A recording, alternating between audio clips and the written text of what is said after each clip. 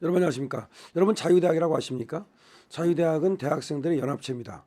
그러니까 서울대, 고려대, 연세대, 경북대 등 대학생 대표들이 모인 그런 단체죠.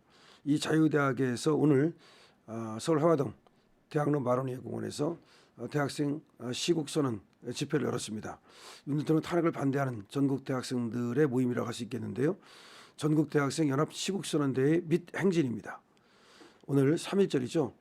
자유민주주의 체제 수호를 외치면서 그리고 윤 대통령이 조속한 복귀를 외치면서 오늘 모임을 가졌는데요. 이 자유대학에는 아까 그 대학들 말고도 한양대, 성균관대, 한동대, 이화여대, 건국대, 한국외대, 전남대 등 전국 여러 대학이 모여 있습니다. 이들은 말이죠. 오늘 3.1절 오후 12시부터 시작된 집회 현장인 해화역에서 탄핵에 반대하는 대학생들의 힘찬 구호와 연설이 울려 퍼졌습니다. 특히 대학생들이 모인 단상 뒤부터 해화역까지 이르는 약 50m의 거리에는 다양한 단체와 연령층이 모여서 이들의 시국선언을 지지했습니다. 특히 단상 앞에 모인 대학생들 뒤로는 자유대학 연대 등 다양한 단체가 대학생들의 연설을 들으며 적극적으로 호응했습니다. 이들 사이로 탄핵 공작, 정북 좌파, CCP, 중국共产党 아웃, freedom is not free, 자유는 공짜가 아니다, stop the steal, 부정선거 검증하라 등의 구호가 적힌 팻말이 나붙겠습니다. 대한민국 작금의 사태를 우리가 묵과할 수 없다. 자유세계 일원으로 우리도 올바른 선택을 해야 된다라고 이제 연설을 하고 외쳤는데요. 세 번째 연설자로 나선 배현우 경북대 학생은 단상에서 말이죠. 우리는 반드시 자유민주주의 가치에 입각해서 교육을 정상화하고 회복시켜야 한다. 윤석열 대통령은 피를 토하는 심정으로 우리들에게 호소했다. 대한민국의 작금의 사태를 우리 청년들이 더 이상 묵과하지 말자라고 외쳤습니다. 이 학생은 말이죠. 오늘날 중국은 외교, 정보전을 총동원해서 대한민국의 사법부, 입법부, 행정부, 언론, 교육계 등을 공략하며 대한민국 곳곳에서 대한민국을 망가뜨리고 있다.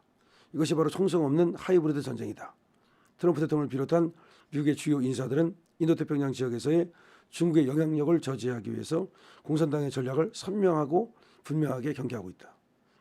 미국 최대 보수주의 협회 시팩의 맷 슐레 회장은 공식 석상에서 한국 내 부정선거 문제를 언급하며 국제적 관심을 촉구하기도 했다. 존 밀스 전 미 국방부 대령 역시 윤 대통령과 한국은 공산주의 세력과 목숨을 건 싸움을 벌이고 있다고 말했다. 이런 얘기를 이제 이 학생이 하는 거예요. 이는 미국이 한국을 단순한 동맹국 수준으로 바라보는 것이 아니라 자유민주주의 지향의 핵심 파트너로 인식하고 있음을 강력히 방증하는 것이다. 연설에서는 말이죠. 문재인 정부 당시 교과서의 편향성 문제도 거론되고요.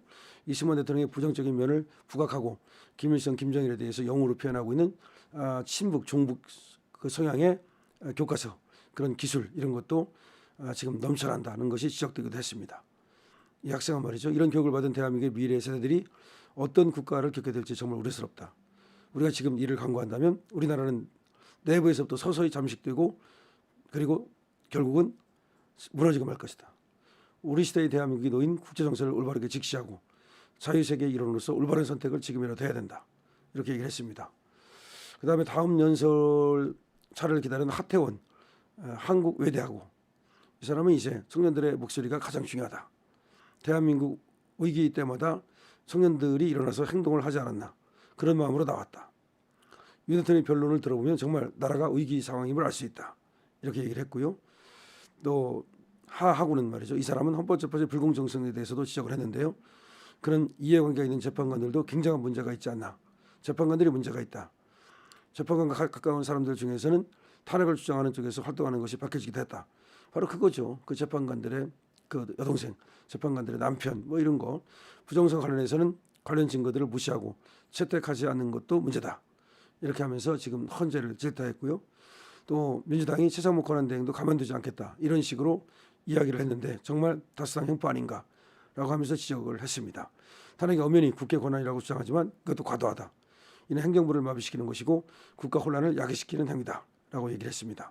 자, 지금 오늘 나온 대학생들의 집회 서울 해화동 마로니에 공원에서 정말로 큰 집회가 열렸는데요. 약 10,000명 정도의 학생이 모였다. 이렇게 얘기가 되고 있고 그리고 이 대학생들을 응원하기 위해서 우리 시민들도 많이 모였습니다. 근데 학생들의 지금 집회가 중요한 이유는 말이죠. 이들은 바른 목소리를 내고 그리고 또 혼탁하지 않아요. 그리고 순결합니다. 깨끗합니다. 그리고 정의로워요. 그래서 대학생들이 내는 목소리는 대개 그 시대의 울림을 말해주고 입니다. 그러니까 하나의 바로미터가 되죠. 기성세대 같은 경우는 말이죠. 그 사람이 처한 입장에 따라서 상황에 따라서 자기 아전인수적인 그런 얘기를 많이 합니다. 그렇기 때문에 그 기성세대들이 하는 말은 자기 편을 대변하는 경우가 많아요. 그런데 대학생들은 말이죠. 아직 그렇게 어느 편으로 또 어느 이익에 따라서 그렇게 또 물들어 있질 않습니다. 그러다 보니까 아주 대학생들인 새 시대를 열 수 있는 어떤 그런 능력을 갖고 있죠. 그러니까 시대를 읽고 새 시대를 여는 능력, 이거는 젊은 사람들에게서 나온다. 그런데 지금 그 사람들이 윤석열 대통령의 탄핵 반대를 외치고 있다. 이것은 매우 고무적이다. 그러니까 광화문에 모여서 기성세대가 탄핵 반대를 외치는 것도 고무적이지만 특히 젊은이들이 대학로에, 그것도 대학가에 모여가지고서 이렇게 탄핵 무효를 외치면서 지금 중국 공산당의 문제, 그다음에 종북 좌파의 문제, 이런 것들을 지적하고 부정선거의 문제, 이런 것들을 또 지적하고 교육의 문제, 전부 다 의미가 있다. 특히 대학생들이 교육의 문제를 지적하는 것은 바로 그들이 그런 교육을 받았고 그런 교육에 노출됐다고 느끼기 때문이죠. 다시 말해서 우리나라의 바른 역사를 가르치지 아니하고 이승만 건국 대통령과 그리고 박정희 부국 대통령에 대해서는 원흉으로 표시를 하는가 하면 오히려 말이죠. 김일성 또 김정은을 차장하는 그런 어떤 그 문구를 넣은 그런 책을 갖다가 또 배우도록 그렇게 또 하고 있고, 이런 것들을 보면서 우리나라의 교육이 지금 썩어 빠졌다. 근데 그런 교육을 받고 다음 세대가 자란다면 이 나라가 어떻게 되겠는가? 안에서부터 무너질 수밖에 없다. 그 다음에 이제 하이브리드 전쟁이라는 얘기를 하고 있죠. 이 하이브리드 전쟁은 대통령께서 이제 담화문에 한 얘기입니다. 지금 대한민국은 말이죠. 일종의 신개념 전쟁을 하고 있다는 거죠. 하이브리드. 그게 뭐냐면 바로 겉으로는 전쟁하는 것처럼 총칼을 쓰지 않지만 사실은 어떤 그 내부에서의 간첩질이라든가 내지는 해킹이라든가 내지는 어떤 그 여러 가지 선전선동이라든가 이런 것들을 통해서 체제를 바꿔버리는, 그러니까 체제 전쟁에서 그 여러 가지 방법을 통해서 우리를 갖다가 사회민주주의로 바꿔버리는, 그러니까 중국 체제로 바꿔버리는 그런 어떤 공작이 시행되고 있다. 말하자면 홍콩이 그런 거죠. 홍콩도 그 반환이 된 다음에 적어도 50년 동안은 그 전과 같이 그렇게 이제 그 체제를 유지할 것이다. 그랬지만 알고 보니까 중국이 홍콩을 접수하자마자 바로 그런 어떤 하나의 하이브리드 전쟁을 해서 홍콩을 갖다가 꼼짝 못하게 만들고 독침을 놔놓고 그리고 막판에 가서 그야말로 그 야수 마각을 드러냈죠. 그러면서 그때 이제 늦었다. 그때 이제 홍콩 사람들이 들고 일었었지만 그때는 이미 늦었죠. 조금 더 깨닫고 조금 더 먼저, 다시 말하면 그런 중국의 야욕을 깨닫고 먼저 그런 것들을 물리치기 위한 결사적인 투쟁을 했더라면 혹시라도 어땠을까 모르겠습니다만, 그래도 쉽지 않았겠지만 아마 그랬더라면 영국과 연대나 미국과 연대 이런 걸 통해서 홍콩의 그 기존 체제를 지키려는 그런 노력을 했더라면 그렇게 허무하게 당하지 않았을 겁니다. 마찬가지입니다. 우리가 지금 우리도 모르는 사이에 지금 중공의 독침을 맡고 있고 우리도 모르는 사이에 북한의 독침을 맡고 있죠. 근데 지금 독이 우리 몸에 스며들고 있는데 그것도 모르고 계속해서 독침을 맞는다면 우리는 언젠가 이제 마비되겠죠. 마비되면 결국은 날로 주워 먹겠죠. 그래서 걔들은 그렇게 생각한다고 그래요. 우리가 인과 주잖아요.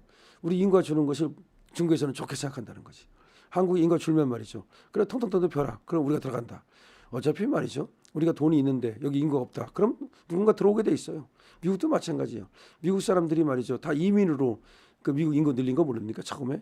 미국도 출산율이 너무 낮아가지고 이민 정책을 써가지고서 그래서 지금 미국 사람들 중에서 우리나라 사람 엄청 많이 살잖아요.